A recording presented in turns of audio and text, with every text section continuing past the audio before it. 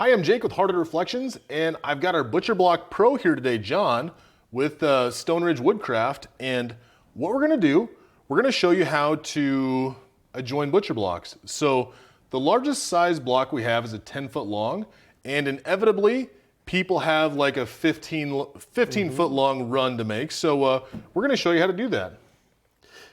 And one of the things, Jake, is that when these are shipped, they've actually got an eased edge on them, or a round over.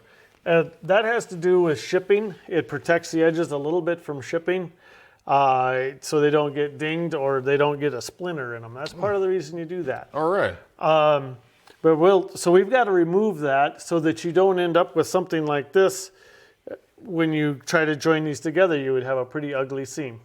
So what we're going to do is we'll square this end off with our track saw, and we'll have to do it with the opposite end also. And about how much do you use? Do you use like a couple inches here, or do you use just a little bit? What do you do here? Generally, I'll try to stay in about 3/8 of an inch. Okay. If you only try to take just like the saw width off, there's a good chance of your saw trying to work its way out. So if you've got a little bit of material on both sides of your blade, you're gonna get a better cut. Okay, that makes sense.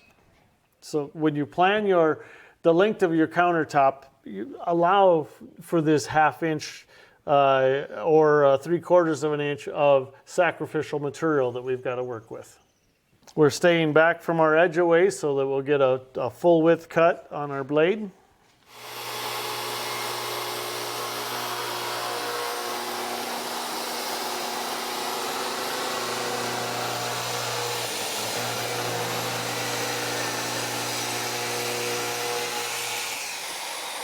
So now we've got a nice clean square edge here and a real crisp line across the top when we join them up. We'll have to do the other end too. So the other end that's going to butt up to this one, we'll set that up. Once again, we'll leave it back a ways from the edge so we get a full width cut.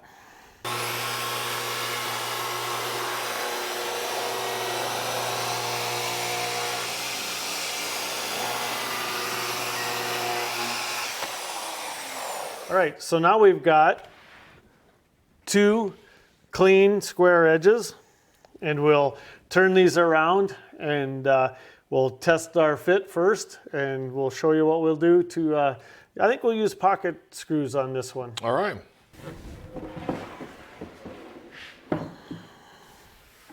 So now we've got the 2 square edges together. This will be our long countertop.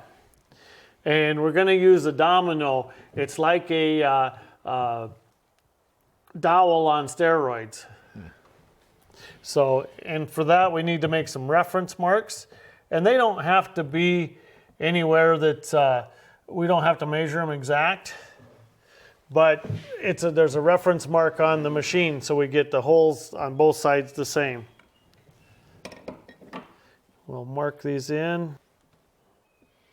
Now, if you don't have a Domino, could you use something like a biscuit joint or anything else? Certainly, a biscuit joiner will work. This just happens to be what I use in the shop here. Okay. And you could set up a dowel machine to do it also. What it's doing is setting up it's holding the plane across the top of the countertop to the same, so that when we're done, this and this will match up so you don't have a step in it.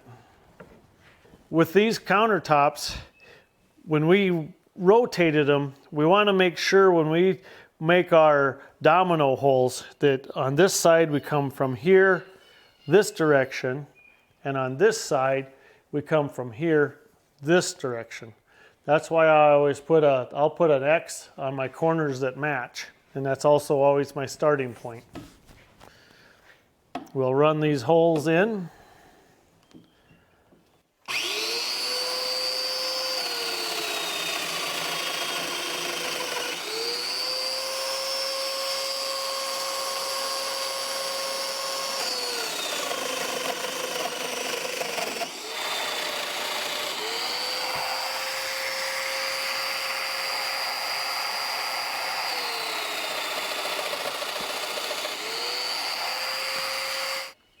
So you'll notice that these aren't necessarily totally centered in the block.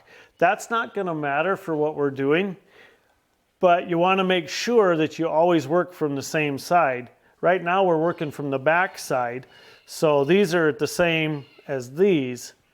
So as long as you work off the same side as you go, you're going to be okay. And that's the same if you're using the dominoes or if you're using dowels or a biscuit joiner. You always want to reference off the same side you're going to work on.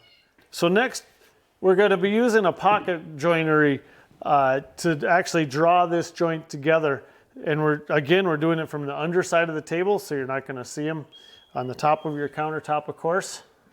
And this is actually a Craig pocket hole machine, and it's meant to be bench mounted, but I do a hack and I'll fasten it wherever I need it. And once again, these don't have to be spaced any certain amount. I just try to put them in between the dominoes here.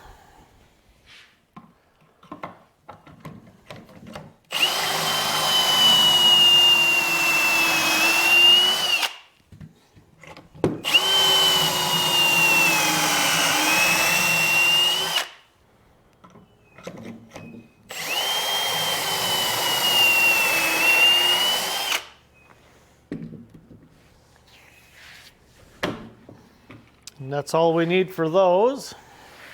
One other thing that I like to do is I'll take a sanding block, it's probably 100 grit, and I'll take it and I'll just clean this edge up a little bit. It doesn't take much. It keeps any crumbs or sawdust out of there. So when you do go together, you know that you've got a good clean surface.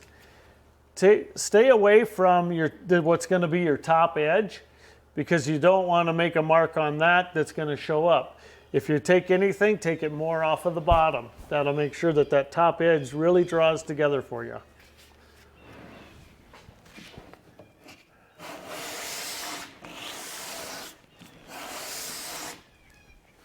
And that's all it really takes, not much. Now we'll set these together with the dominoes.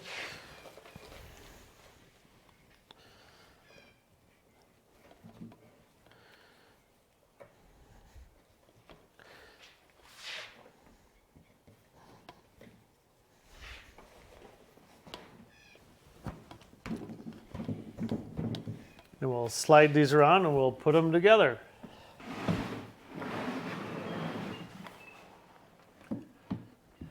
Okay, Jake, let's go together. And there again, this is the back side. So these are the 2-inch screw from Craig. They're made for the pocket hole joinery that they have, and they actually in the setup on that Craig jig, they'll tell you what length of screw to use depending on how thick your material is.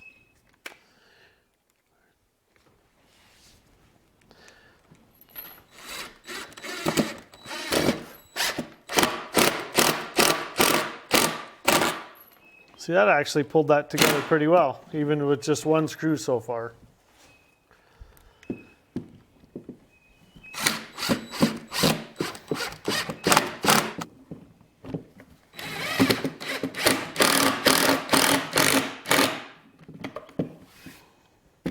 And this technique will work on any joint that you do, whether it's a miter or a butt joint like this, or if you're making a T shape out of like an island or a peninsula. All right, our moment of truth. Let's see what the top looks like. And it's plenty strong.